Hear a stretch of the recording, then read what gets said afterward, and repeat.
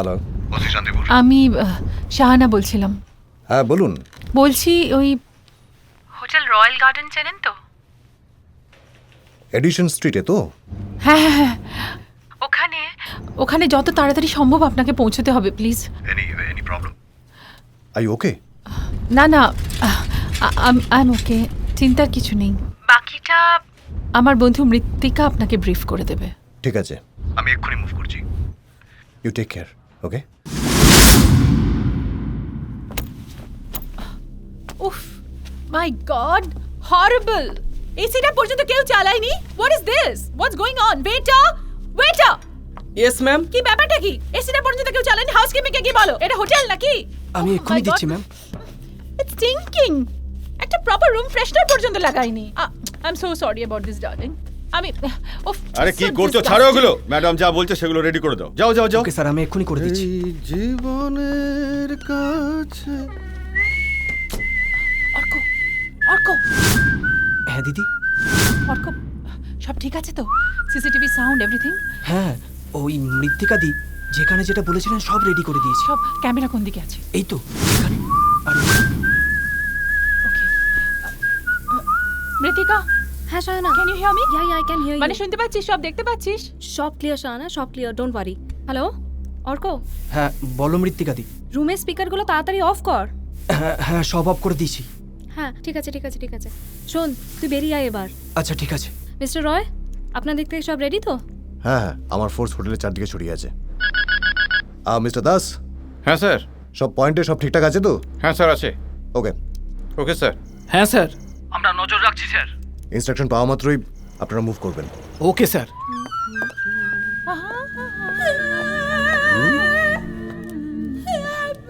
Wow, কি কি দেখছো? আগে দেখোনি? এমনটা দেখি। ও মাই গড, বাবা এত ইমপেশেন্ট! একটু এক্সাইটেড হয়ে গেছি, সরি।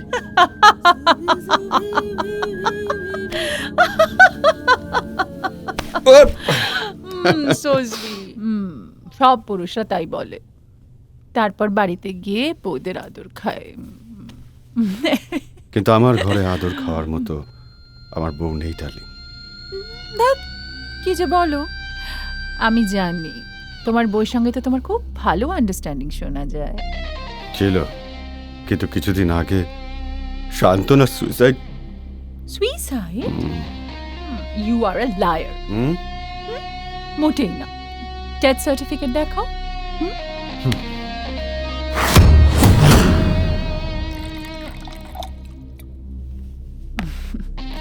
বলো না জানো। কেন তুমি বিশ্বাস করতে চাইছো না? শান্তনা বেঁচে নেই, সুইসাইড করেছে। কারণ তুমি আমাকে বিশ্বাস করাতে পারছো না, তাই। ওকে, প্রুভ ইট। তুমি তাহলে শান্তনাকে বলো যে আমার সামনে আসতে পারবে না। যদি পারি? Impossible, impossible. কারণ শান্তনা এ দুনিয়াতে নেই। শিওর? More than sure.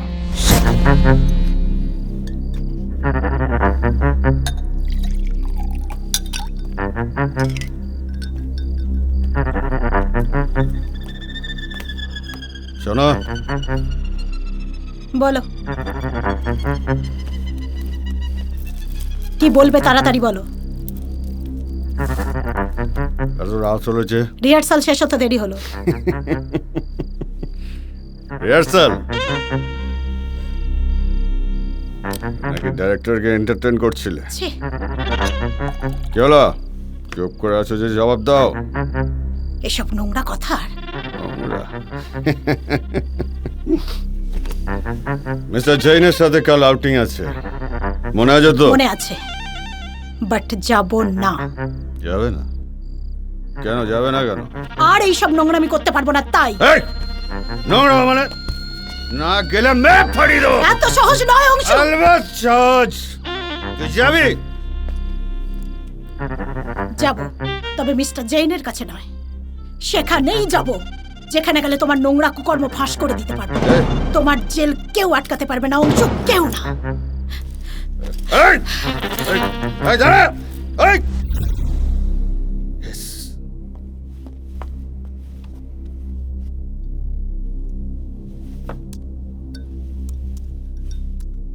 কি বলে গেল? আমাকে জেল কাটাবে?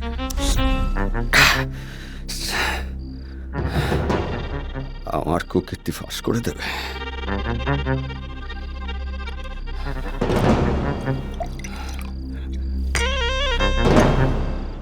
তোর আওয়াজ আমি চিরকালের মতো বন্ধ করে দেবো। এই দাঁড়া, দাঁড়া, কোথায় গেলি? দাঁড়া, এই কোথায় গেলি? এই কোথায় গেলি তুই? এই ফেলবো আজকে। এইসব গল্প বলে কি প্রমাণ হয় যে শান্তনা সুইসাইড করেছে? শানা, তুমি শান্তনাকে কিছুতেই আমার সামনে আনতে পারবে না। সত্যি একমাত্র জার্নালিস্টরাই এই রিস্কটা নিতে পারে। কিছুতেই আনতে পারবে না, কিছুতেই না। কেন পারবো না? যে বেঁচে আছে তাকে আমি না, বেঁচে নেই, বেঁচে নেই। দাঁড়ান দাঁড়ান দাঁড়ান, আরেকটু অপেক্ষা করুন। সেই রাত্রে আমি না অংশু, তুমি কি করবি? তুমি এগোবে না। আর একবার যদি তুমি আমার গায়ে হাত তোলো, ছাড়ো, ছাড়ো আমাকে।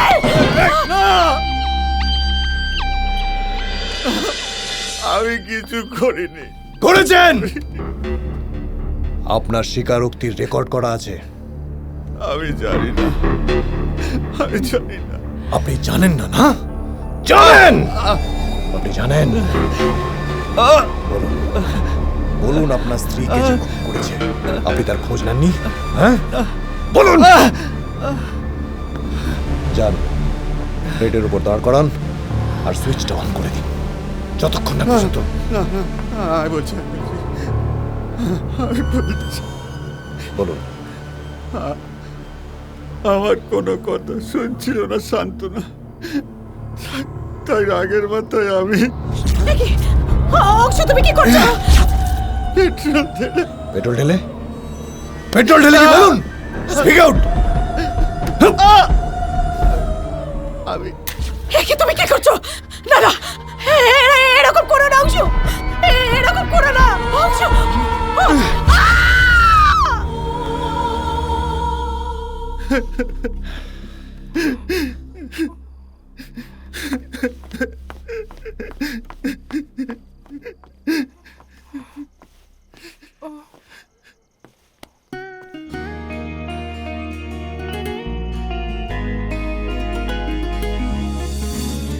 জ্বালা পোড়া নয় আগুনের মানে, যার কাছে শুধু আলো সেই হতে জানে আগুনের পাখি মুছে দিয়ে রাত কালো। অবশেষে প্রকাশ্যে শান্তিপুর ব্রিজে অগ্নিদগ্ধা অভিনেত্রীর রহস্য মৃত্যু।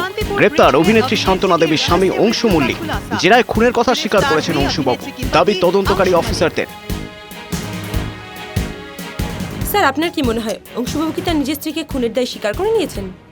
দেখুন, উনি তো কনফেস করেছেন এবং বিভিন্ন এভিডেন্স যা পাওয়া গেছে তার তথ্যভিত্তি যেটা আছে সেটা খুবই স্ট্রং। আর এই কেসের যিনি আইও, উনি সক্রিয়ভাবে একটা বড় ধরনের ইনভেস্টিগেশন করেছেন এবং তার পরিপ্রেক্ষিতে ওনার যে 80% বার্ন কন্ডিশনে উনি যে মারা গেছেন, সেই হিসাবে ইন্ডিয়ান পেনাল কোডের 302 ধারা ওয়েল এস্টাবলিশড হয়েছে এবং উনি দোষী সাব্যস্ত। দিদি, দিদি, মামা, কি হয়েছে? চিৎকার করছিস কেন? কি হয়েছে? আচ্ছা, এর মোটিভটা কি ছিল? মোটিভ ছিল যেটুকুনি এভিডেন্সিয়াল গ্রাউন্ডে পাওয়া গেছে এবং আইও রিপোর্ট এবং উনি যে কনফেস করেছেন তার পরিপ্রেক্ষিতে অংশু অর্থাৎ যে অ্যাকিউজড, সেই অ্যাকিউজড বিভিন্ন কাজে ব্যবহার করত অবশেষে প্রকাশ্যে শান্তিপুর ব্রিজে অগ্নিদগ্ধা অভিনেত্রীর রহস্য মৃত্যু।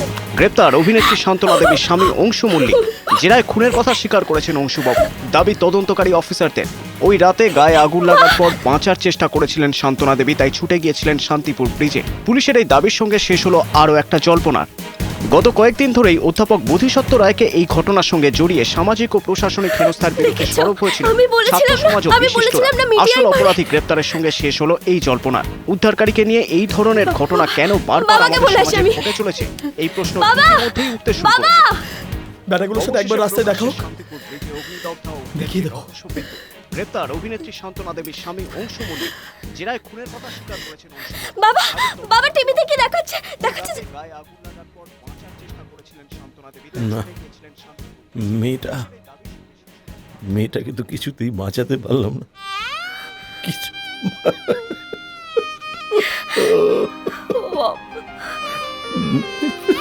এভাবে কেঁদো না। মেয়েটাকে বাঁচাতে পারলাম না রে মা।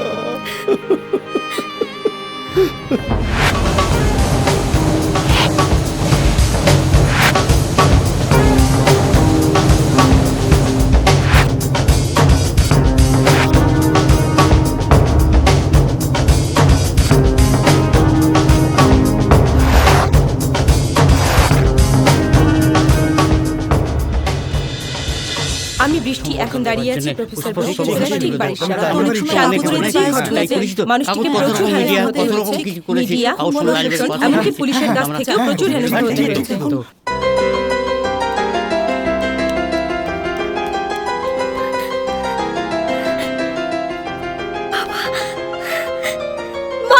অধিবাবু অত্যন্ত ভালো মানুষ, না হলে এভাবে কেউ ঝাঁপিয়ে পড়তে পারে?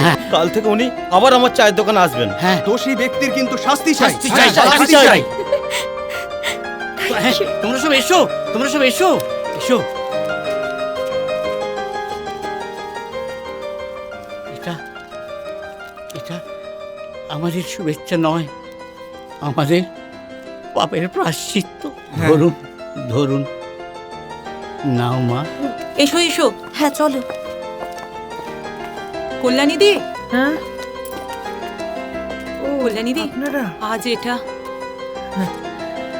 ওনাকে ঠিক আছে দাদা, আজ এটা সেদিন কল্যাণীদিকে কত কঠিন কথা আমরা শুনিয়ে গেছি। তাহলে আজ ওটা কল্যাণীকেই দিন। ঠিক আছে দাদা, ঠিক আছে। এসো এসো। সরি দিদি। আজ কিন্তু আমরা একটু চা খেয়ে যাব। নিশ্চয়ই, বসুন। দেখতেই পাচ্ছেন চারিদিকে লোকে লোকাকার হয়ে গেছে, কারণ আজকে অপরাধী ধরা পড়েছে। বোধিসত্ত্ব রায় তোমাদের কে হন? আমাদের স্যার হন।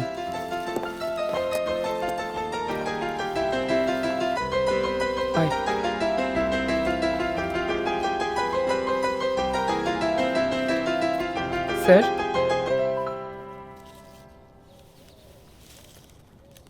বসুন। হ্যাঁ স্যার। বসুন, আপনারাও বসুন।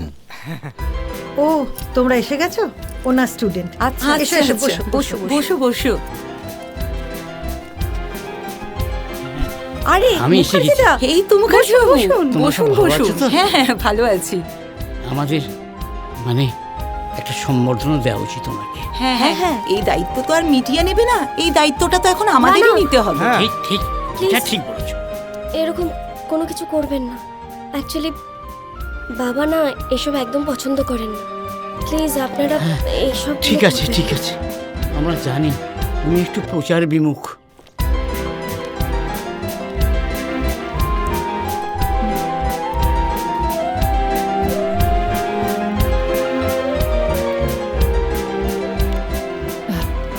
স্যার, আপনার বাজনা শুনছিলাম। ও, আপনার ব্যাপারে একটা স্পেশাল আর্টিকেল বেরিয়েছে, আপনি দেখেছেন কি?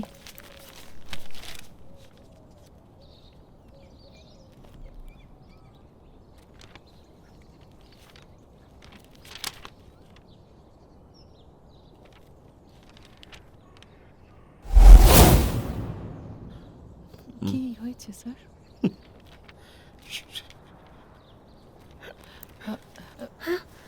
কি হয়েছে স্যার, আপনি কাঁদছেন?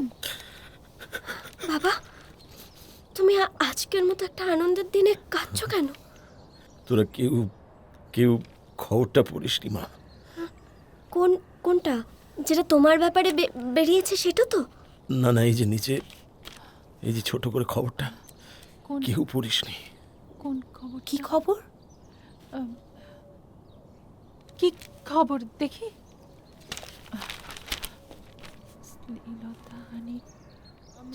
ভ্যানলা, তুমি জমিদারের মেয়ে। চল চল, জঙ্গল ভেতরে নিয়ে চল। হ্যাঁ, কোনো অসুবিধা নেই, চল, কেউ দেখতে পাবে না। চল চল, ভেতরে নিয়ে চল। কে ওখানে? কথা বলছে না? বলতে পারে না।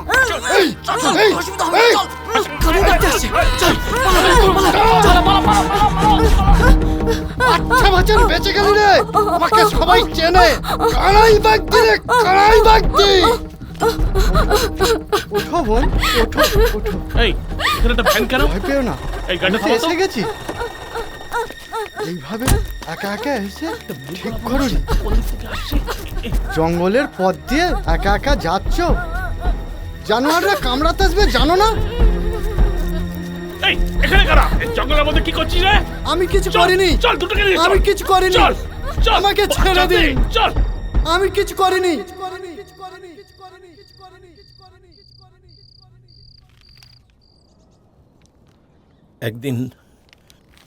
একদিন যে ঝড় আমার ঘর ভাঙছিল, আজকে হয়তো সেই ঝড়ই ওই কানাইয়ের ঘরে আছড়ে পড়েছে।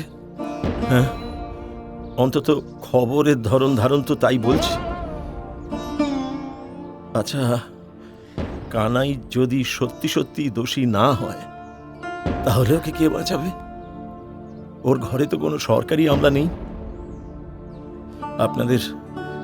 আপনাদের সকলের কাছে আমার একটাই অনুরোধ, আমার কোনো প্রশংসা, স্তুতি, সম্বর্ধনা কোনো কিচ্ছুর দরকার নেই। আমার একটাই আবেদন, কানাই গরিব বলে, ওর প্রভাব প্রতিপত্তি নেই বলে, ও যদি সত্যি সত্যি দোষী না হয়, প্লিজ ওকে বাঁচান। তাহলে মানুষ যে মানুষের জন্য কিছু করতে ভুলে যাবে। শাহানা মা, তুমিই পারবে। তুমি আর দেরি করো না, তুমি একটু চেষ্টা করো প্লিজ। বেরিয়ে পড়ো, এক্ষুনি বেরিয়ে পড়ো, যাও। অর্ক, ফাস্ট। হ্যাঁ, চলো। হ্যাঁ মহেশ। না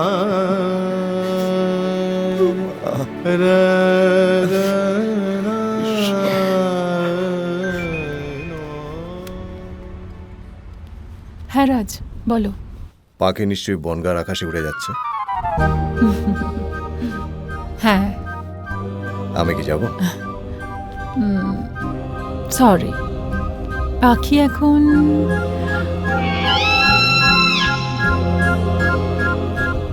উড়তে শিখে গেছে। আচ্ছা ঠিক আছে, আমি বনগা থানায় আপডেট করে দিচ্ছি। কোনো দরকার নেই। থ্যাঙ্কস রাজ, তুমি আমার জন্য এত ভাবো। ভাবতে আর দিলে কই। শোনো, যদি পথ চিনতে অসুবিধা হয় তাহলে আমায় চিনে তো নেব, আর পথ হারালে বন্ধু রাজ তো আছেই, আছে না? ওকে, ক্যারি অন ফিনিক্স। ফিনিক্স? হ্যাঁ, ফিনিক্স, আগুনের পাখি। আগুনের পাখি?